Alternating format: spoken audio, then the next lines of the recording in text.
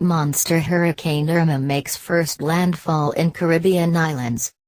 The most powerful Atlantic Ocean hurricane in recorded history made its first landfall in the islands of the Northeast Caribbean early on Wednesday, churning along a path pointing to Puerto Rico, the Dominican Republic, Haiti and Cuba before possibly heading for Florida over the weekend. The eye of Hurricane Irma passed over Barbuda around 1:47 am, the National Weather Service said. Residents said over local radio that phone lines went down. Heavy rain and howling winds raked the neighboring island of Antigua, sending debris flying as people huddled in their homes or government shelters. Officials warned people to seek protection from Irma's onslaught in a statement that closed with "May God protect us all." The Category 5 storm had maximum sustained winds of 185 miles per hour according to the U.S. National Hurricane Center in Miami. Its forecast late Tuesday was for the winds to fluctuate slightly but for the storm to remain at Category 4 or 5 strength for the next day or two. The most dangerous winds, usually nearest to the eye, were forecast to pass near the northern Virgin Islands and near or just north of Puerto Rico through the day Wednesday. I hear it's a Cat 5 now and I'm terrified, Antigua resident Carol Joseph said as she finished her last trip to the supermarket before seeking shelter. "I had to come back for more batteries because I don't know how long the current will be off." On the 108-square-mile island, people who live in low-lying areas were staying with friends and relatives on higher ground or sleeping in churches, schools and community facilities built to withstand hurricanes. None of the shelters have yet been tested by Category 5 winds, however. Many homes in Antigua and Barbuda are not built on concrete foundations or have poorly constructed wooden roofs that are susceptible to wind damage. Other islands in the path of the storm included the Virgin Islands and Anguilla, a small, low-lying territory of about 15,000 people. President Donald Trump declared emergencies in Florida, Puerto Rico and the U.S. Virgin Islands, and authorities in the Bahamas said they would evacuate 6 southern islands. Warm water is fuel for hurricanes and Irma is over water that is 1.8 degrees warmer than normal. The 79-degree water that hurricanes need goes about 250 feet deep, said Jeff Masters, meteorology director of the private forecasting service Weather Underground. 4 other storms have had winds as strong in the overall Atlantic region, but they were in the Caribbean Sea or the Gulf of Mexico, which are usually home to warmer waters that fuel cyclones. Hurricane Allen hit 190 miles per hour in 1980, while 2005's Wilma, 1988's Gilbert and a 1935 Great Florida Key storm all had 185 miles per hour winds. The northern Leeward Islands were expected to see waves as high as 11 feet, while the Turks and Caicos Islands and southeastern Bahamas could see towering 20-foot waves later in the week, forecasters said. "This is not an opportunity to go outside and try to have fun with a hurricane," U.S. Virgin Islands Governor Kenneth Mapp warned. "It's not time to get on a surfboard." Bahamas Prime Minister Hubert Minnis said his government was evacuating the 6 islands in the south because authorities would not be able to help anyone caught in the potentially catastrophic wind, flooding and storm surge. People there would be flown to Nassau starting Wednesday in what he called the largest storm evacuation in the country's history. The price you may pay for not evacuating is your life or serious physical harm, Minnis said. The National Weather Service said Puerto Rico had not seen a hurricane of Irma's magnitude since Hurricane San Felipe in 1928, which killed a total of 2,748 people in Guadalupe, Puerto Rico, and Florida. "The dangerousness of this event is like nothing we've ever seen," Puerto Rico Governor Ricardo Rossello said. A lot of infrastructure won't be able to withstand this kind of force. The director of the island's power company has warned that storm damage could leave some areas without electricity for about a week and other, unspecified areas for 4 to 6 months.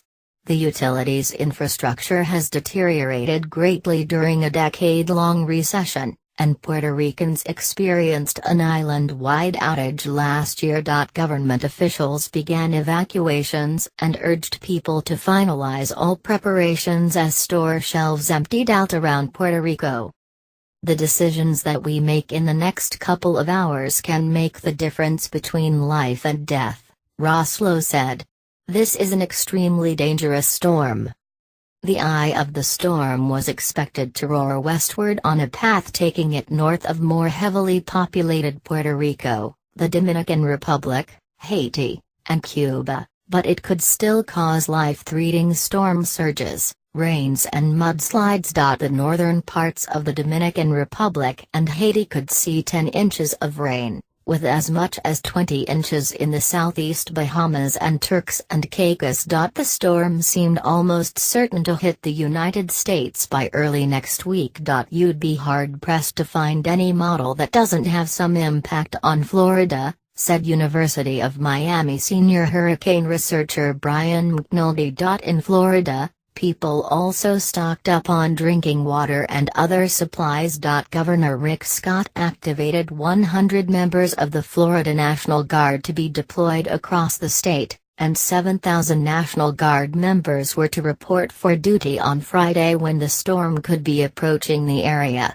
On Monday, Scott declared a state of emergency in all of Florida's 67 counties. Officials in the Florida Keys geared up to get tourists and residents out of Irma's path, and the mayor of Miami-Dade County said people should be prepared to evacuate Miami Beach and most of the county's coastal areas. Mayor Carlos Jimenez said the voluntary evacuations could begin as soon as Wednesday evening. He activated the Emergency Operations Center and urged residents to have 3 days' worth of food and water. A new tropical storm also formed in the Atlantic on Tuesday, to the east of Irma. The Hurricane Center said Tropical Storm Jose was about 1,330 miles east of the Lesser Antilles late Tuesday, and its maximum sustained winds had risen to 50 miles per hour. It was moving west-northwest at 14 miles per hour and could become a hurricane by Wednesday night. Meanwhile, a tropical depression formed in the southwestern Gulf of Mexico off the coast of Mexico. The Hurricane Center said the system could become a tropical storm while meandering in the Gulf for several days before making landfall in Mexico on Saturday. Mighty Hurricane Irma makes landfall in Caribbean island of Barbuda.